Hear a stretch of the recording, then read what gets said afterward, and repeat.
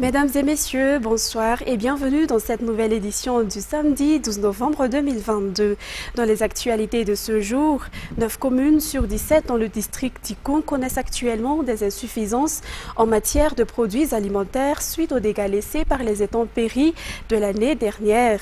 Afin d'aider les habitants, les distributions de riz effectuées par le gouvernement se poursuivent à travers le BNGRC ou Bureau national de gestion des risques et des catastrophes. La distribution de 65 tonnes de riz a commencé le 26 octobre et plus de 3000 familles vulnérables en ont déjà bénéficié. Les détails avec Fanjisena Mireille. La route menant au district d'Ikung est quasiment inaccessible. Les dégâts laissés par le cyclone Batsirai ont empiré cette dégradation de route. Pourtant, Ikung était un district productif, mais suite au passage des intempéries, les récoltes ont diminué. Les rizières et les vergers se sont asséchés et la crise alimentaire s'est aggravée. Outre le passage des cyclones Batsirai et Emnati qui ont endommagé les récoltes, on constate également que de nombreux hommes fuient leurs devoirs et que la plupart des adolescentes de 13 ans sont déjà mères de famille. Cela provoque des difficultés sociales. Pour aider les personnes souffrant de problèmes alimentaires à Ikung, plus de 1280 sacs, soit 65 tonnes de riz, ont été distribués à plus de 3200 familles dans 9 communes du district d'Ikung. La distribution a duré 15 jours. Le riz a été distribué comme suit. 500 ménages dans la commune d'Ifanier, 10 tonnes de riz. 400 ménages dans la commune d'Ankarmbelu, 8 tonnes de riz.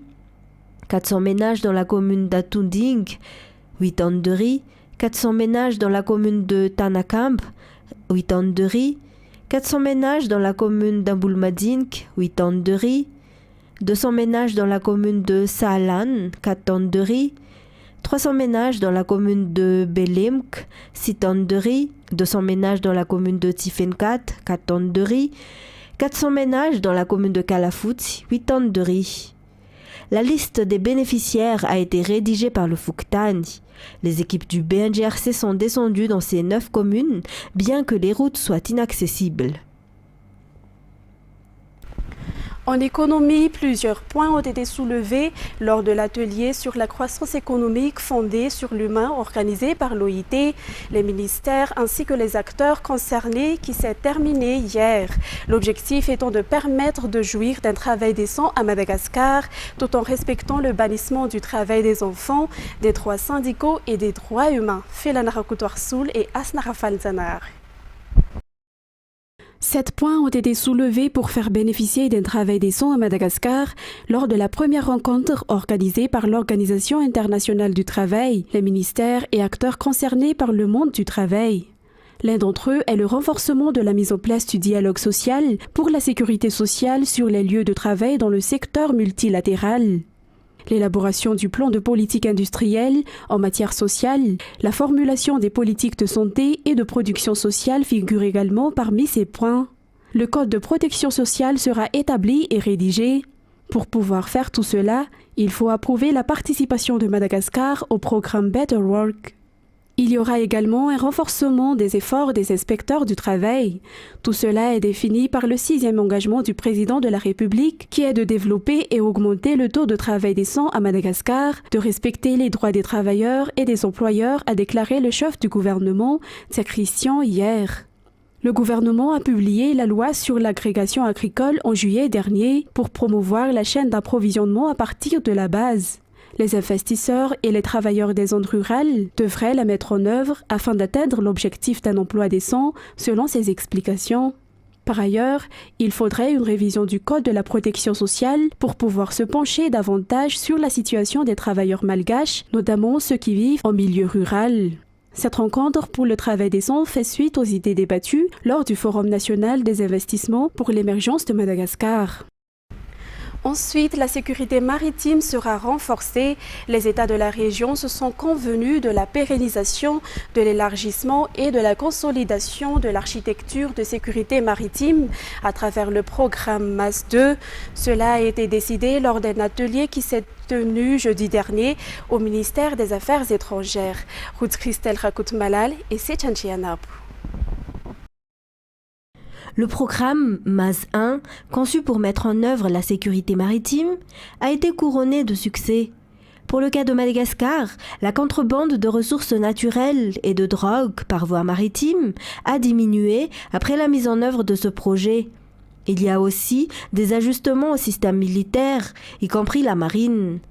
L'objectif est de contrôler l'exploitation illégale de nos ressources marines, selon le général Richard Akutenirin, ministre des Affaires étrangères par intérim.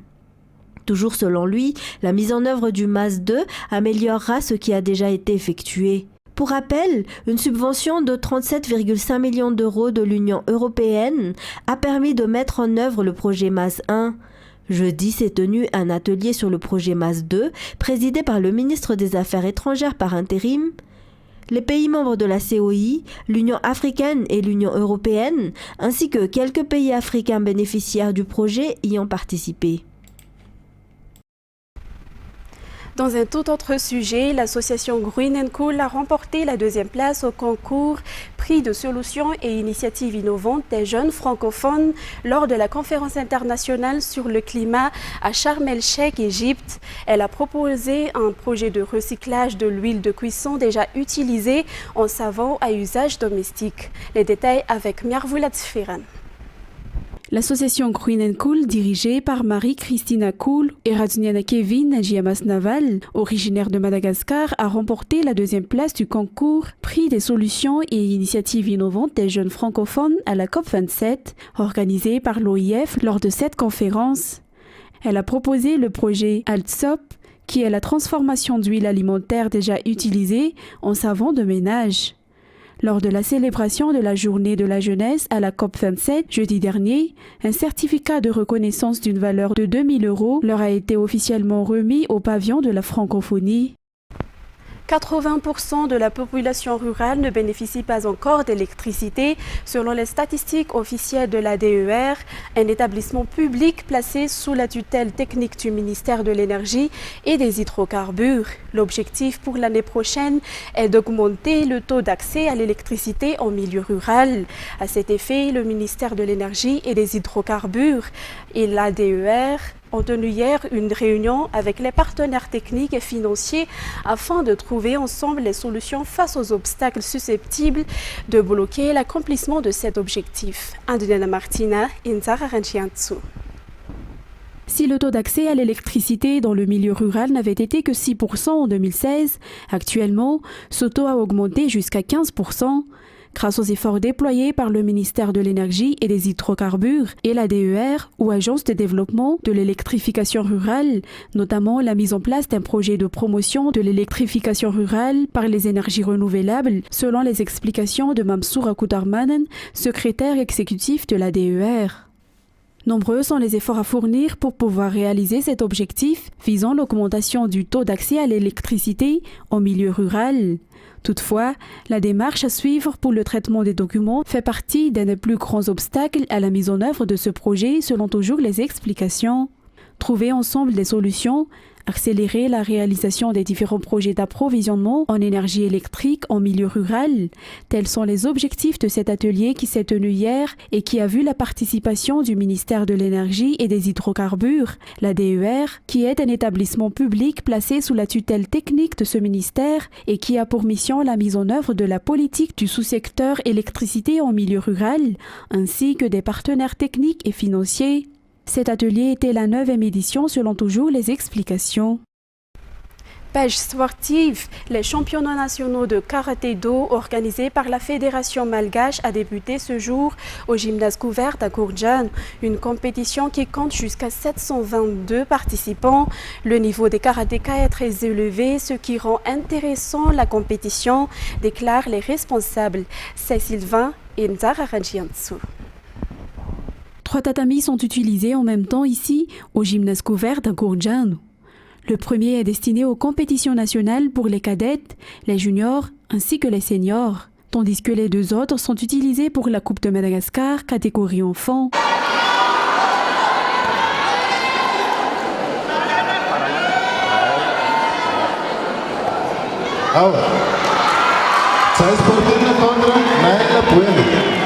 parmi les 16 ligues existantes participent à cette compétition et 27 clubs pour la Coupe de Madagascar. De ce fait, on y voit la participation des karatékas dans toutes les catégories d'âge, souligne Émile Ratefnanahar, président de la Fédération Karaté-Do Malagasy. Aujourd'hui a été la phase éliminatoire pour 16 athlètes et cela continuera demain dans la matinée. Après cela, ce sera la phase finale afin de savoir qui va remporter le titre de champion de Mada pour le karaté-do, se poursuivent les explications. Ce championnat est le premier que le nouveau bureau de la Fédération Karaté-Do a organisé. L'objectif est de redynamiser le karaté-do selon les explications. Concernant maintenant les actualités internationales, alors que les résultats complets des élections de mi-mandat se faisaient toujours attendre jeudi soir aux États-Unis, l'attention était déjà tournée vers un autre scrutin, celui de la présidentielle 2024, avec la question des candidats démocrates et républicains en ligne de mire. Les détails avec France 24. Il envisageait avec ses midterms d'ouvrir un boulevard pour lancer sa candidature à la prochaine présidentielle de 2024. Donald Trump promettait une vague rouge qui déferlerait sur le Congrès, mais il a dû se rendre à l'évidence sans pour autant s'avouer vaincu. Si à certains égards, l'élection a été quelque peu décevante, de mon point de vue personnel, c'est une très grande victoire. Les républicains devraient arracher d'une courte tête la majorité à la Chambre des représentants, alors que la composition du Sénat, elle, reste pour l'heure incertaine. Alors ces résultats ont un goût amer pour le milliardaire populiste, lui qui s'est personnellement très impliqué durant la campagne. Les poulains de Trump ont été jugés trop extrémistes, trop clivants par les électeurs. Et désormais, l'ancien locataire de la Maison-Blanche a un nouvel obstacle sur sa route, le gouverneur de Floride, Ron DeSantis, triomphalement réélu lors de ses midterms. Un certain nombre de classiques républicains se disent mais Donald Trump n'est peut-être pas le bon cheval pour 2024. Peut-être qu'on est en train d'aller dans le mur. Donc il y a quelque chose qui se dessine, une certaine fissure au sein du Parti républicain. Trump devient peut-être, en tout cas, il n'a pas la même aura. Cela dit, il faut dire qu'il a il a la puissance, il a énormément de force et il a des méthodes qui sont assez peu démocratiques. Moi, je n'hésiterai pas à les qualifier de méthodes mafieuses, même. Donald Trump devrait faire une annonce mardi prochain, une possible candidature présidentielle selon les observateurs, pour couper l'herbe sous le pied à d'éventuels rivaux. Ensuite, le président ukrainien Volodymyr Zelensky a salué vendredi un jour historique après la reprise de Kherson, ville importante du sud de l'Ukraine, par les troupes de Kiev après le retrait des forces russes. Toujours avec les détails de France 24. Les soldats ukrainiens accueillis en héros à Kherson. Elle était la première ville conquise par la Russie au début de son offensive en février. 9 mois après, les forces russes se sont retirées. La nouvelle avait été accueillie avec prudence à Kiev, jusqu'à ce vendredi soir et la prise de parole de Volodymyr Zelensky. Aujourd'hui est un jour historique. Nous reprenons le sud de notre pays, nous reprenons Kherson. Des unités spéciales sont déjà dans la ville. Les habitants de Kherson ont attendu et n'ont jamais abandonné l'Ukraine. Il faut toujours avoir de l'espoir s'agissant de l'Ukraine. L'Ukraine reprend toujours ce qui lui appartient. Ce repli russe est le troisième depuis le début de la guerre. Moscou ayant dû renoncer au printemps à prendre Kiev, avant de devoir abandonner la quasi-totalité de la région de Kharkiv sous la pression de l'armée ukrainienne en septembre. 30 000 soldats se sont repliés de l'autre côté du fleuve Dniepr. L'armée russe a dynamité une partie du pont enjambant le cours d'eau pour entraver l'avancée des troupes ukrainiennes selon plusieurs correspondants russes. Dans la capitale, Kiev, la nouvelle a donné lieu à des scènes de liesse populaire, moment rare depuis le début de l'invasion le 24 février. De nombreux habitants de Kherson, réfugiés à Kiev, se sont réunis pour célébrer ce tournant dans la guerre. Et enfin, au lendemain de la reprise de Kherson par l'armée ukrainienne, le ministre ukrainien des Affaires étrangères, Dmytro Kuleba, a affirmé aujourd'hui que la guerre continue face à la Russie. Toujours avec France 24. Des cris de joie, synonymes de libération. Et puis, l'hymne national ukrainien.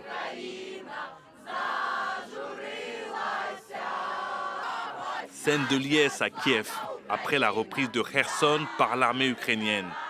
La centaine de personnes réunies sur l'emblématique place Maïdan sont pour la plupart originaires de la ville du sud du pays. Je suis venu de Kherson il y a environ 4 mois. J'ai échappé à l'occupation et aux troupes russes. Maintenant, je me sens en sécurité. Je suis heureux parce que ma famille et mes amis peuvent être en sécurité. Après 9 mois d'exil, ils espèrent retrouver leurs proches et rentrer chez eux. Je pleure et je ris aujourd'hui. Le cœur bondit de bonheur. Je suis très heureuse que Kherson soit de nouveau à nous. J'ai un frère à la guerre maintenant. Je veux que tous les garçons rentrent chez eux sains et saufs. Gloire aux forces armées de l'Ukraine. Plus tôt dans la journée, c'est à Kherson que le drapeau ukrainien a été hissé. L'armée est entrée dans la ville sous les acclamations de la population. Kherson, occupée depuis la mi-mars, a été annexée par Vladimir Poutine le 29 septembre dernier. Selon le Kremlin, les soldats russes ont tous quitté la ville depuis ce vendredi. Chers téléspectateurs, c'est ainsi que prend fin cette édition. Je vous remercie de l'avoir suivi jusqu'à la fin. Tout de suite après cette édition, vous allez suivre le film American Sniper. Quant à moi, je vous dis au revoir.